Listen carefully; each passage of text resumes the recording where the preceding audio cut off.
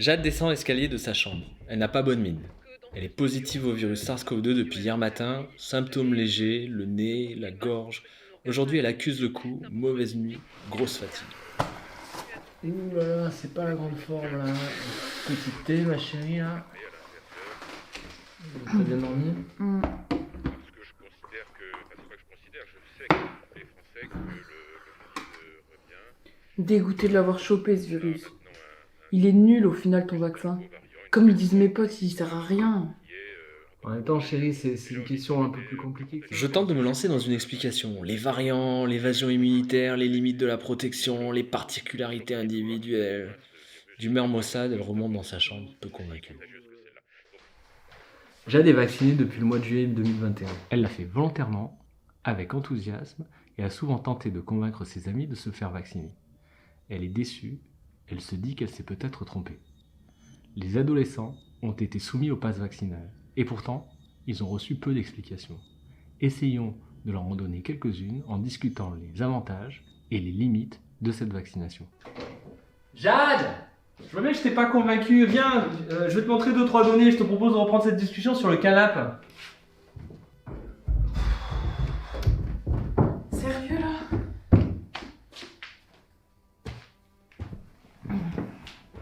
Tu te demandes si la vaccination est efficace. C'est une question complexe qui nécessite de regarder comment la vaccination protège des formes graves ou comment la vaccination protège de la contagion. Je te propose d'abord de regarder comment la vaccination protège des formes graves. Dans ce graphe, ce que tu vois, c'est le nombre de décès associés à la pandémie de Covid-19 en France depuis mars 2020 jusqu'à janvier 2022. Et tu vois les pics associés à chacune des vagues, première vague, deuxième vague, troisième vague et quatrième vague. Et tu vois que le nombre de décès tend à diminuer au cours des vagues. Quelle en est la raison? Une raison qui pourrait être simple, c'est tout simplement qu'il y ait moins de contagions au cours de chacune de ces vagues.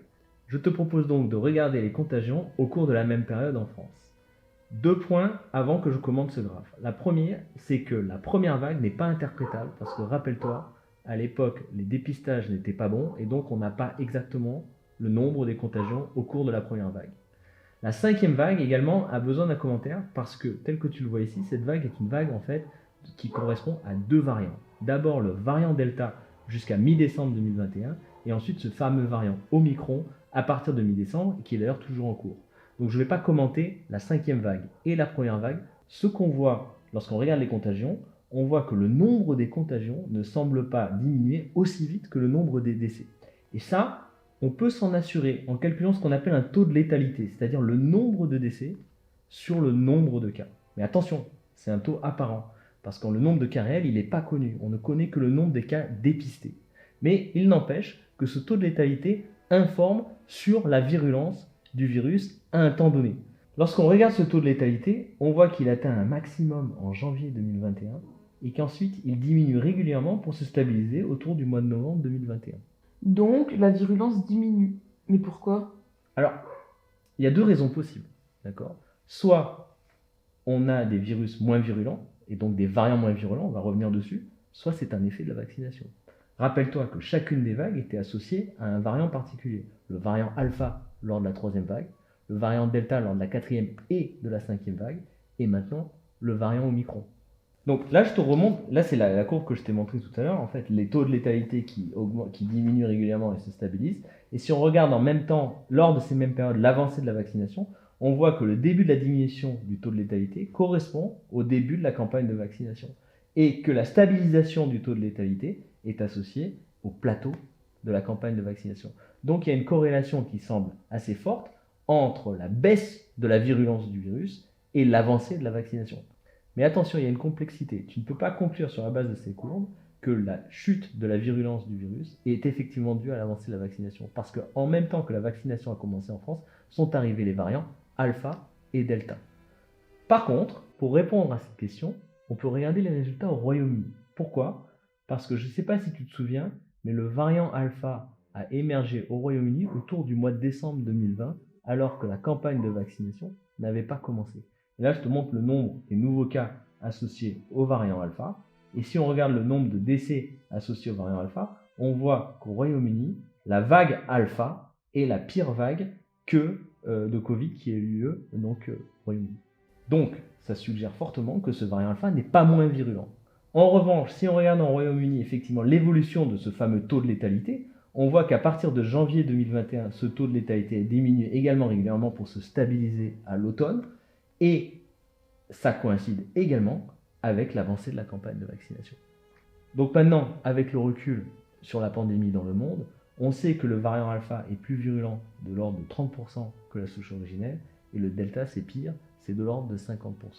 Donc on ne peut pas expliquer les chutes des taux de létalité sur une baisse de virulence des variants, mais c'est beaucoup plus probable que ce soit dû à l'efficacité de la vaccination. D'ailleurs, en France, lors de la vague Delta, maintenant, on a le recul sur la population sensible. Là, je te présente les données pour la population des 60-80 ans, et on sait que 2 doses vaccinales limitent le risque de décès d'un facteur de l'ordre de 5, mais que 3 doses, ça limite le risque de décès jusqu'à 35 fois. Ok, donc le vaccin protège des formes graves, mais il m'a pas l'air très efficace contre la contagion et c'est quand même un des éléments clés, non? Alors effectivement, ça c'est le deuxième aspect sur lequel on va discuter, qui est vraiment quelle est la protection face à la contagion. Pour comprendre comment le vaccin fonctionne face à la contagion, il faut que je t'explique un tout petit peu comment fonctionne la réponse immunitaire face au virus. D'accord ?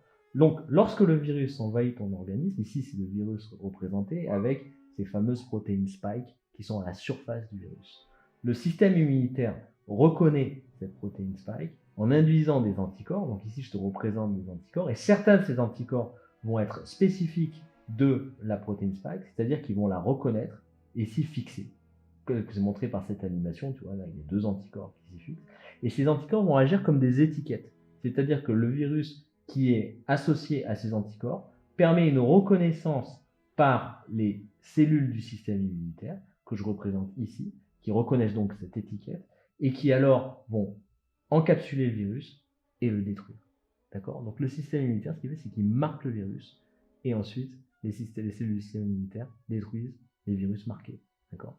Qu'est-ce que fait un vaccin ARN ? Un vaccin ARN permet à tes propres cellules d'exprimer cette protéine spike. Et cette protéine spike, alors, va induire la réponse anticorps, et donc ton système immunitaire va produire des anticorps dirigés contre le virus, alors qu'ils n'ont jamais vu le virus. D'accord ? Dès lors, lorsqu'un virus pénètre dans ton organisme, il est immédiatement neutralisé par ces anticorps. Dans un cas idéal, toute personne vaccinée ne peut être contaminée par le virus, parce que les anticorps produits vont immédiatement neutraliser le virus. Est-ce le cas pour le virus SARS-CoV-2 ?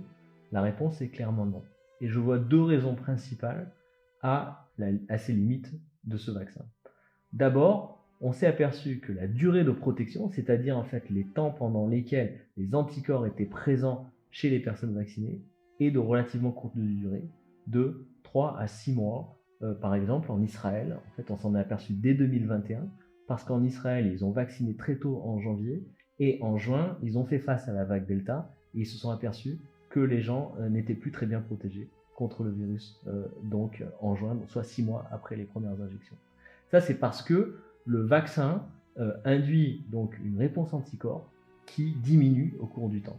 Attention, ça c'est une protection face à la contagion, ça ne veut pas dire que la protection contre les formes sévères est telle de courte durée. Pourquoi ? Parce que la protection de formes sévères, contre les formes sévères, elle fait appel à une mémoire immunitaire, c'est-à-dire la réactivation de cellules immunitaires lors de l'infection, qui elle est toujours active longtemps après la vaccination. Et donc en fait il y a 2 formes de protection, protection à la contagion qui est de courte durée, protection contre les formes sévères qui elle est potentiellement de plus longue durée. Et donc c'est pour ça que la 3e dose est efficace, parce que cette 3e dose elle booste à nouveau la réponse immunitaire en induisant jusqu'à 25 fois plus d'anticorps donc lors de cette injection. Et non seulement elle fait ça, mais en plus elle aide à la sélection de meilleurs anticorps. Mais une limite de cette 3e dose, c'est qu'on est en train de s'apercevoir que son efficacité est également de courte durée, et donc en fait les taux d'anticorps décroît assez rapidement également, de 3 à 6 mois suite à la 3e dose. La 2e raison, elle vient des variants. Et donc là ça me permet en fait de venir enfin sur ce variant Omicron. Donc là ce que je t'ai représenté, c'est les protéines spike de la souche originale, et tu vois que cette protéine spike elle a ce domaine jaune qui est un domaine d'interaction avec le récepteur viral, c'est-à-dire que ce domaine-là permet à la protéine d'interagir avec la cellule et au virus d'envahir la cellule. Mais c'est également ce domaine qui est reconnu par les anticorps. Et donc les anticorps se fixent sur ce domaine et ainsi adressent, comme je te l'ai dit, le virus aux cellules immunitaires. Ce qu'on s'est aperçu, c'est qu'avec les variants Delta et encore bien pire avec le variant Omicron, c'est que cette région jaune de la protéine spike accumule des mutations de sorte qu'elles sont de moins en moins bien reconnues par les anticorps. Et dans le cas d'Omicron, véritablement, il y a eu tellement de mutations que la reconnaissance par les anticorps est vraiment très fortement affectée chez le variant Omicron. C'est ce qu'on appelle un variant d'évasion immunitaire, c'est-à-dire que par ces mutations-là, il est beaucoup moins reconnu par les anticorps. Donc ce qu'on sait maintenant pour Omicron, c'est que lors de la 3e dose, on a une protection qui est restaurée, mais au lieu de 90%, elle est autour de 70%. Et on sait maintenant en fait que cette protection descend très vite à moins de 40% au bout de 2-3 mois. Donc la solution vaccinale actuelle est faiblement protectrice à la contagion par Omicron. En revanche, ce qu'on sait, c'est qu'elle protège toujours contre les formes sévères d'Omicron. Et là, je te montre véritablement les données qui soutiennent ça. Donc si on regarde sur ce graphe qui représente le nombre de cas donc, de Covid lors de la vague Omicron selon leur statut vaccinal, c'est-à-dire soit non vaccinés, soit vaccinés doublement, soit triplement vaccinés, on s'aperçoit que dans ce cas-là, le vaccin protège mal contre la contagion par Omicron. En revanche, ce qu'on voit, c'est que ce vaccin, il protégeait assez bien contre la contagion par le variant Delta. Donc la réponse, c'est quand même que la protection à la contagion était assez bonne pour un variant tel que Delta, elle devient moyenne, voire mauvaise, pour un variant comme Omicron. Donc en fait, on en comprend que l'amplitude de la vague Omicron, elle est essentiellement due à des contaminations de personnes déjà vaccinées ou de personnes qui ont déjà attrapé le coronavirus. Donc pour revenir à ta question initiale, pourquoi l'as-tu chauffé ce foutu virus ? Tu as reçu ton vaccin, tes 2 doses de vaccin en août 2021, donc il y a eu le phénomène d'érosion vaccinale, et surtout, comme on vient de discuter, ce vaccin protège mal de l'infection par le variant Omicron. Mais du coup, la vaccination, elle a encore un sens avec Omicron ? Comme je te l'ai dit, effectivement, le vaccin protège mal contre la contagion, mais il protège encore contre les formes graves. Or, ces formes graves, elles peuvent arriver chez des personnes non à risque. Mais surtout, on en parle moins, mais il y a quand même ces problèmes de Covid long dont on commence à réaliser qu'ils sont associés à des atteintes neurologiques assez profondes. Et ça, c'est quand même très handicapant. Mais à terme, c'est quand même un problème que la protection du vaccin soit de courte durée. On va pas faire des injections à tout le monde tous les 3 mois. Oui, ça c'est une vraie question. Mais le problème, c'est qu'en fait, on ne sait pas encore quelle est la virulence exacte de ce variant Omicron et comment elle va évoluer. Par exemple, l'OMS envisage que le virus puisse devenir endémique, une sorte de nouvelle grippe qui apparaîtrait une fois par an avec une virulence comparable à la grippe. Mais dans le cas d'Omicron, ça ne semble pas être encore à ce niveau-là. Déjà, en fait, nous, on a du mal à envisager sa virulence parce que la plupart de la population est déjà immunisée soit par le vaccin, soit par une infection antérieure. Et par contre, là, on voit à Hong Kong, où le variant Omicron fait rage, qui a une très forte mortalité, et ça c'est probablement parce qu'il y a une grosse partie de la population sensible à Hong Kong qui n'est pas encore vaccinée. Donc à l'avenir, comment on va gérer ça ? Il faudrait réenvisager la stratégie vaccinale, peut-être en adaptant les vaccins à des variants tels qu'Omicron, et ça c'est en cours de test, et pour l'instant c'est pas très probant. Ces vaccins-là ne sont pas plus protecteurs que les vaccins qui sont disponibles actuellement. Donc au final, je dirais que peut-être il faudra envisager une protection sur les formes graves essentiellement, parce que ça on sait qu'elle est efficace et probablement de beaucoup plus longue durée, avec des rappels réguliers pour la population sensible, et donc gérer sur le long terme par le contrôle des formes graves.